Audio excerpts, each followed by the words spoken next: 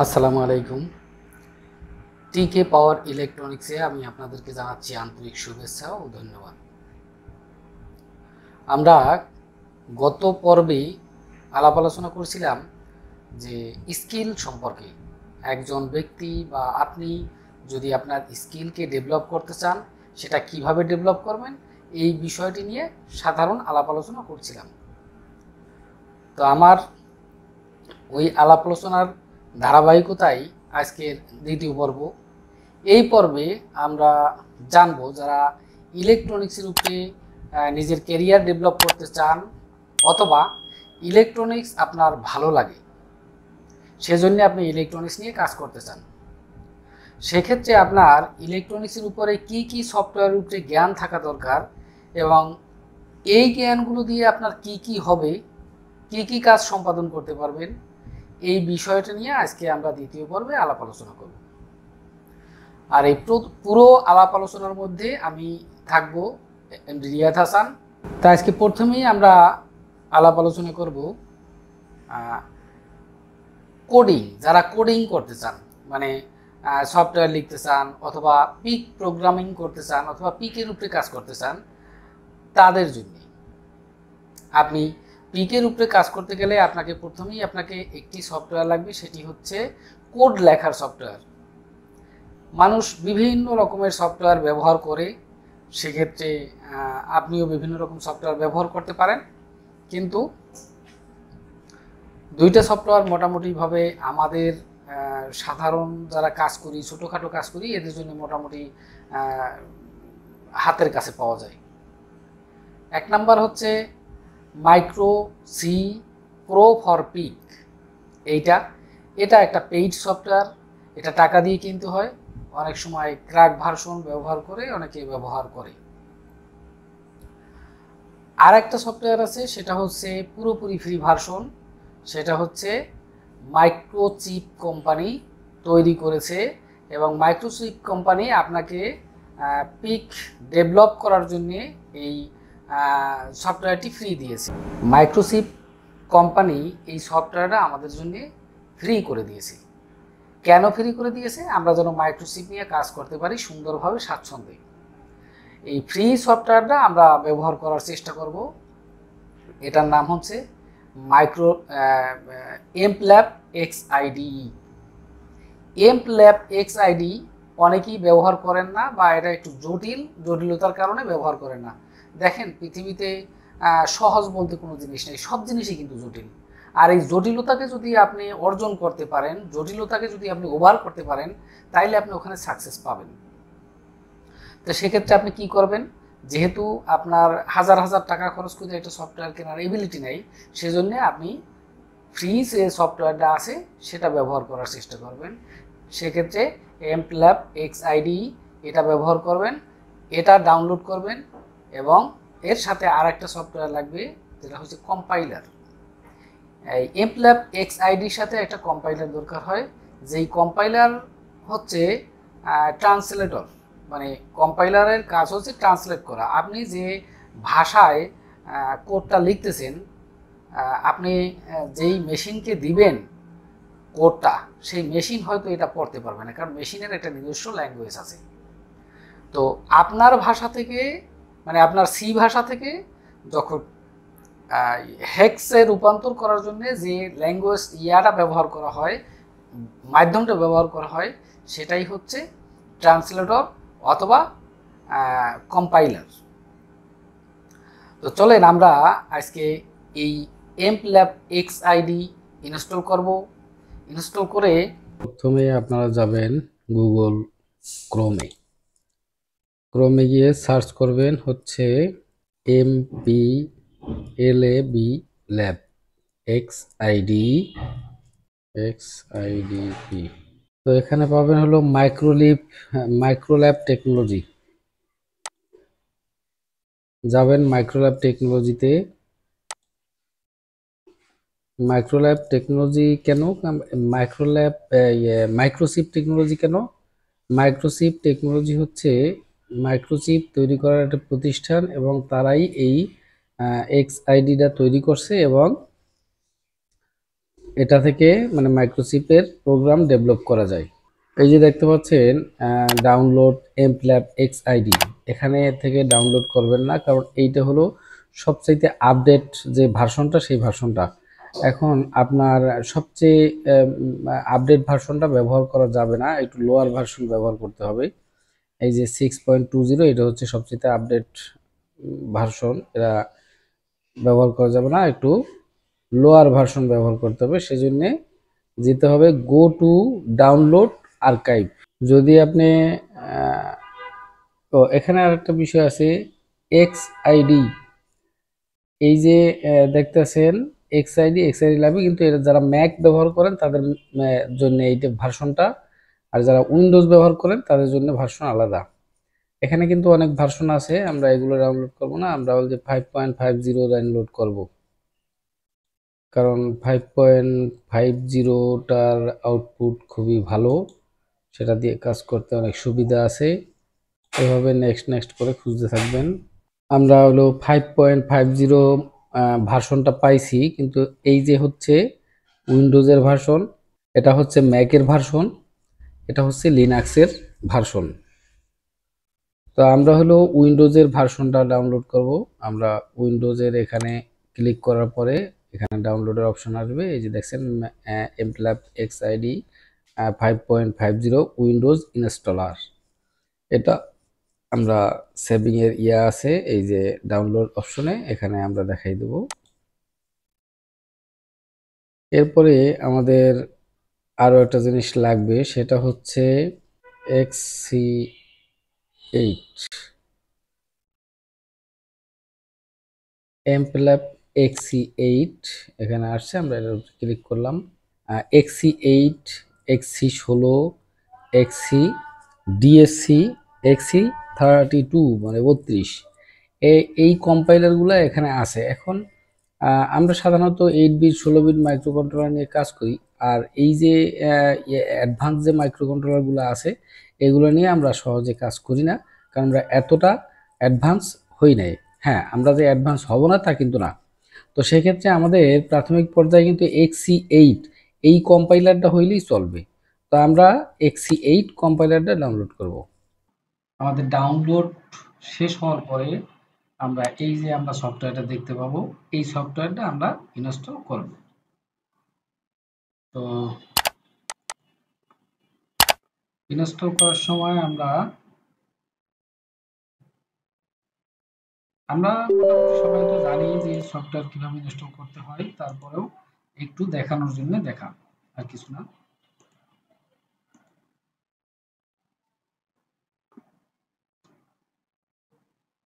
এই যে দেখতে পাচ্ছেন এখানে অ্যাকসেপ্ট এগ্রি দিবেন, তারপরে নেক্সটে যাবেন, তারপরে ইউজ সিস্টেম প্রক্সি সেটিং, মানে যেরকম সেটিং আছে এরকমই থাকবে।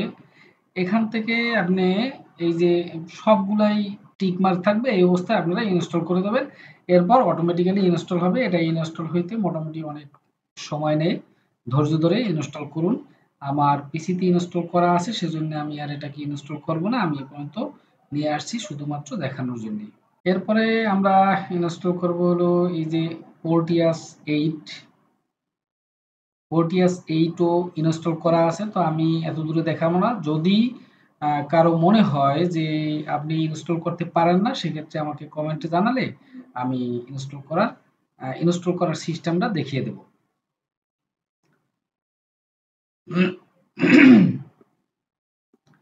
ইনস্টল করার পরে আমরা প্রথমেই যেই ইয়াটা করব, প্রথমে আমরা পোর্টিয়াস 8 অন করব।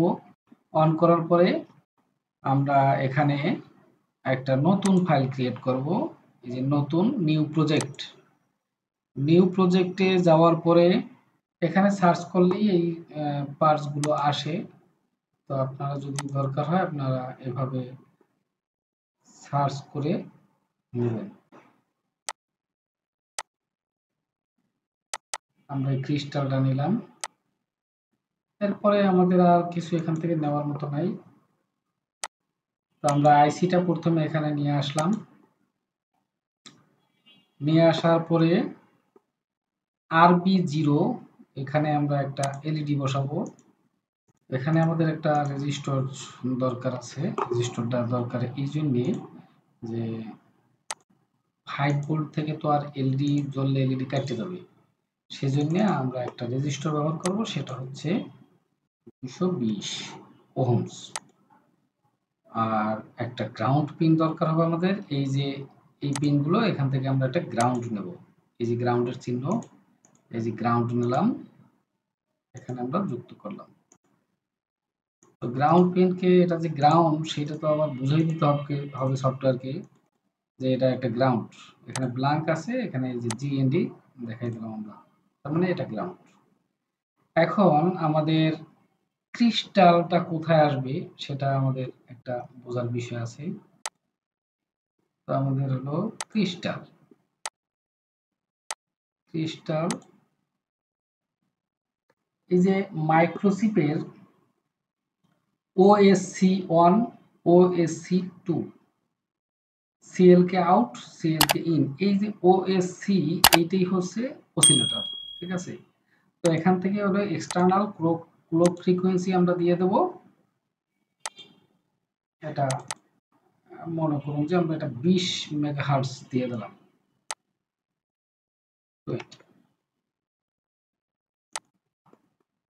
20 মেগাহার্টজ ক্রিস্টাল দিলাম। এখন আরেকটা আছে, এখানে দেখেন MCLR। MCLR হচ্ছে একটা পিন, যে পিনটার মাধ্যমে মাইক্রো কন্ট্রোল মানে রিসেট হয় বা রিসেট হওয়া থেকে বিরত থাকে এই পিনটার মাধ্যমে। কারণ হচ্ছে এই পিনটা যদি আপনি গ্রাউন্ড করে দেন,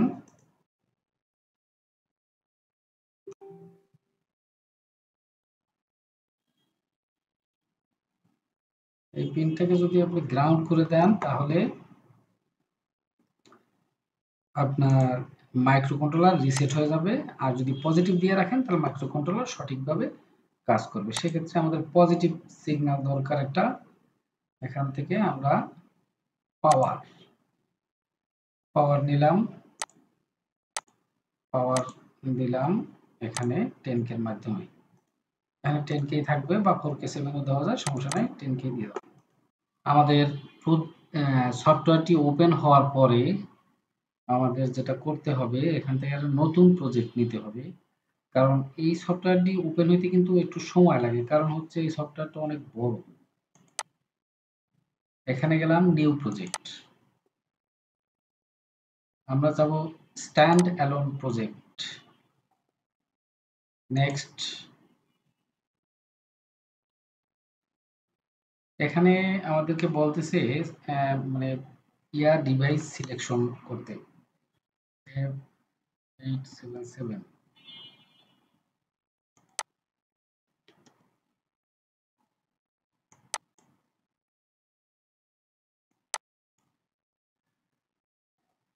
আমরা আমাদের প্রোগ্রামের জন্য ডিভাইস সিলেকশন করলাম, সেটা হচ্ছে 16F877। এখন দেখেন এখানে কিন্তু একটা বিষয় আছে, নো টুলস। এখন নো টুলস কথার অর্থ হচ্ছে আপনি যদি চান যে এর সাথে কোনো টুলস যোগ করবেন, যেমন মনে করেন পিককিট 3, পিককিট 4 বা এরকম কিছু ডিভাইস যোগ করবেন, সেটা এখান থেকে সিলেকশন করে দেখাই দিলেই ও পেয়ে যাবে। তো যেহেতু আমরা কোনো টুলস ব্যবহার করব না, এটাকে সরাসরি হেক্স ফাইল জেনারেট করব, সেক্ষেত্রে আমরা এখান থেকে নেক্সট যাব। এখন বলতেছে আপনি কোন কম্পাইলার দিয়া এটাকে মানে কাজ করবেন, সেক্ষেত্রে আমরা যে কোনো একটা কম্পাইলার দিতে পারি। তো আমরা 2.35 বা 2.50 এই কম্পাইলারটা দিলাম। এই কম্পাইলার দিয়ে আমরা কম্পাইল করব, সেজন্য এটাকে সিলেকশন করে দিলাম। নেক্সটে গেলাম। এখন এখানে প্রজেক্টের একটা নাম দিতে বলতেছে, আমরা দিলাম এলইডি। এরপরে আমরা ফিনিশ। এখন এখানে কিন্তু আমাদের প্রজেক্টের ফাইলটা কোন জায়গায় রাখবো সেটা কিন্তু দেখাই দিতে হবে। তো সেক্ষেত্রে আমরা ডেস্কটপে একটা ফাইল করছিলাম, আপনাদের মনে আছে, ইউটি এলইডি ব্লিঙ্ক। এখানে আমরা প্রোটিয়াস এর ফাইল রাখছি। এখানে আমরা আরেকটা ফাইল রাখলাম, সেটা হলো MELABE। এমপিল্যাব নামে একটা করলাম, ফোল্ডার করলাম। সেই ফোল্ডারের ভিতরে আমরা রাখলাম এই যে ফাইলটা, এটাকেও আমরা ফিনিশ করে দিলাম।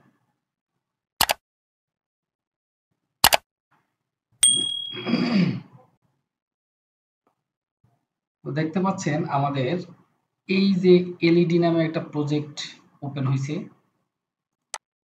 এই এলইডি প্রজেক্টের ভিতরে অনেকগুলো ফাইল আসছে। একটা হচ্ছে header file, important file, linker file, source file, library file,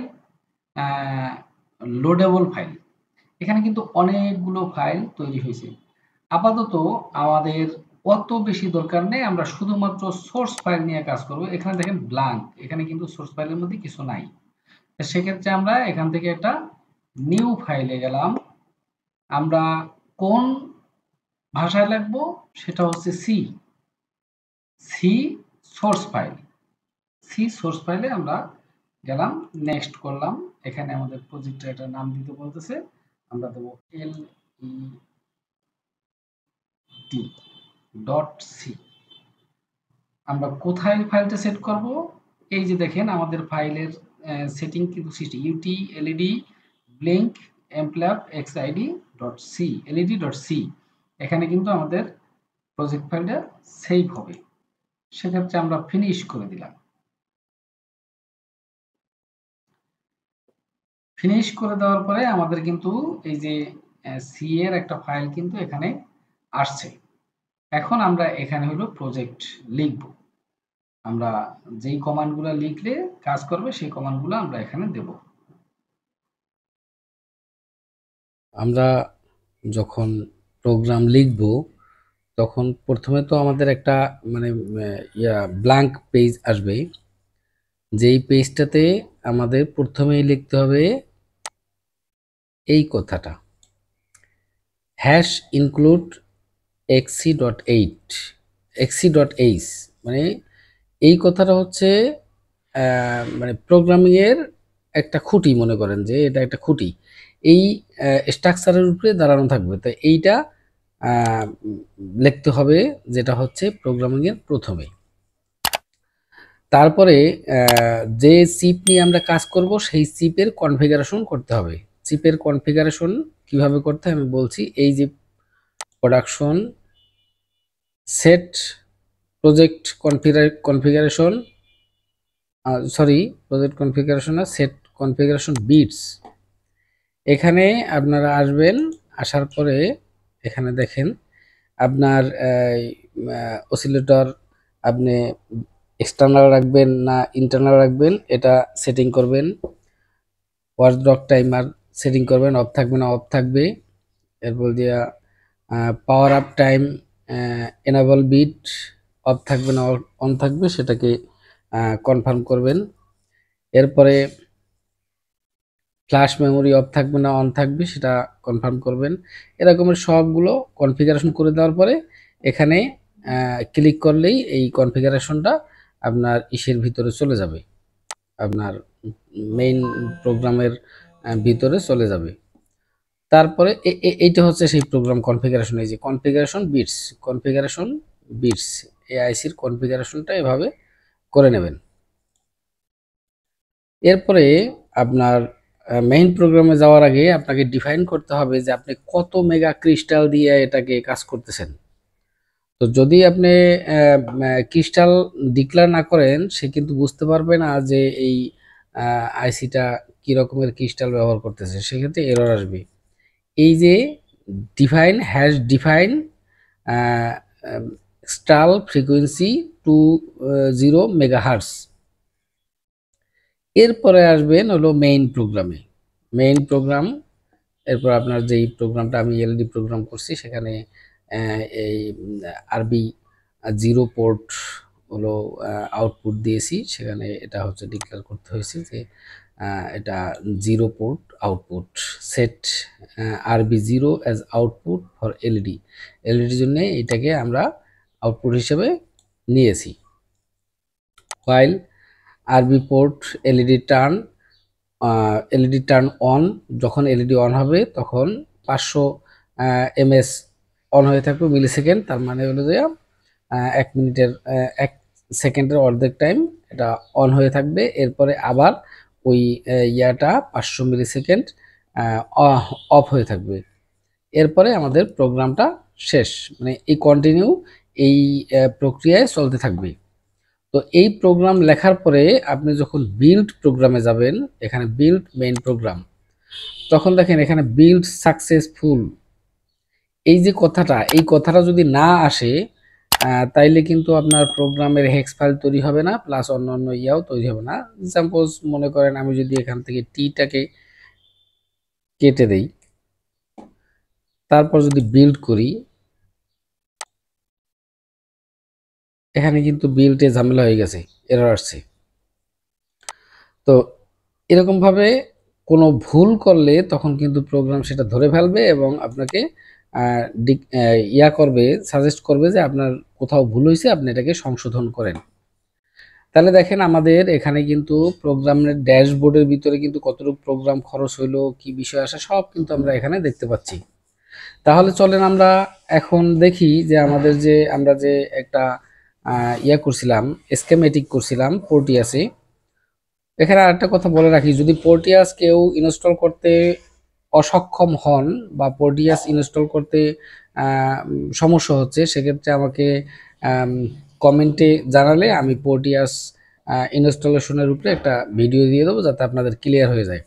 আর একটা বিষয় হচ্ছে, আমি পোর্টিয়াসের ফাইল যদি আপনারা সংগ্রহ করতে না পারেন, সেক্ষেত্রেও আমাকে জানাবেন। আমার অবশ্য আগে একটা ভিডিও দেওয়া আছে পোর্টিয়াসের উপরে, ওটাও দেখে নিতে পারেন। এই হচ্ছে আমাদের ইয়া ফাইল, যে ফাইলটা আমরা মানে সরি যে স্কিমেটিকটা যেটা আমরা তৈরি করছিলাম, এই এলইডিটা জ্বলবে নেবে এই জন্য আমরা প্রোগ্রামটা তৈরি করছিলাম। তাহলে আমরা এখন এটাকে ভিতরে হেক্স ফাইল দেব। এই যে দেখেন আমাদের ক্রিস্টাল যে ইয়া করতে হবে, আমাদের যে ক্রিস্টালটা আমরা ব্যবহার করছি, সেই ক্রিস্টালটা কিন্তু এখানে দেখাই দিতে হবে, এটা 20 মেগাহার্টজ ক্রিস্টাল। এরপরে আমাদের যে এলইডি হেক্স ফাইলটা, এটা কোথায় থাকে সেটা আমি দেখাই দিচ্ছি। আমরা যেই এটা করছিলাম ইউটি এলইডি ব্লিঙ্ক, যে ফোল্ডারটা করছিলাম ডেস্কটপে, সেই ইউটি এলইডি ব্লিঙ্কের মধ্যে আমরা দুইটা ফাইল রাখছিলাম, একটা পোর্টিয়াস ফাইল, একটা এমপ্ল্যাব ফাইল। তো এমপ্ল্যাব ফাইলের ভিতরে যদি ঢুকি, তাহলে দেখেন এলইডি ডট এক্স, এটাকে যদি খুলি, এটা হচ্ছে ডেস্টিনেশন ডিআইএসটি, এরপরে ডিফল্ট প্রোডাকশনের ভিতরে আমরা যাব হেক্স ফাইল পাবো। এই হেক্স ফাইলটা যখন আমরা এই ইসের ভিতরে আপলোড করে দেব, তখন কিন্তু এই আইসির ভিতরে হেক্স ফাইল পেয়ে গেছে, এখন এটা কাজ শুরু করবে। যদি আমরা এটাকে প্লে করি, আমাদের প্রোগ্রাম সাকসেসফুলভাবে রান হয়েছে এবং আমাদের এই ইটা মানে স্কেমেটিকটা ঠিকভাবে কাজ করতেছে। এখন যদি আমরা চিন্তা করি যে আমরা একটু সময় বাড়াই কমাই দেখি আমাদের কাজটা ঠিকমতো হচ্ছে কিনা, এখানে যদি আমরা 1000 দিয়ে দেই, এখন আমরা আরেকবার বিল্ড করব।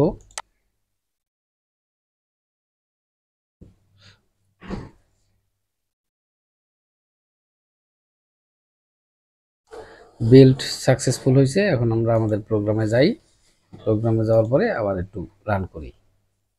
দেখেন আমাদের এই এলইডি জ্বলা এবং নেভা, এটার টাইমটা কিন্তু বেড়ে গেছে, মানে জ্বলেও থাকতেছে বেশিক্ষণ, নিভেও থাকতেছে বেশিক্ষণ, এই টাইমটা কিন্তু বেড়ে গেছে।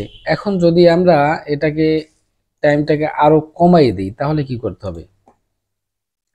এখানে আমাদের ছিল 1000, আমরা করে দিলাম 100, করে দিলাম 100। এখন আবার বিল্ড করলাম।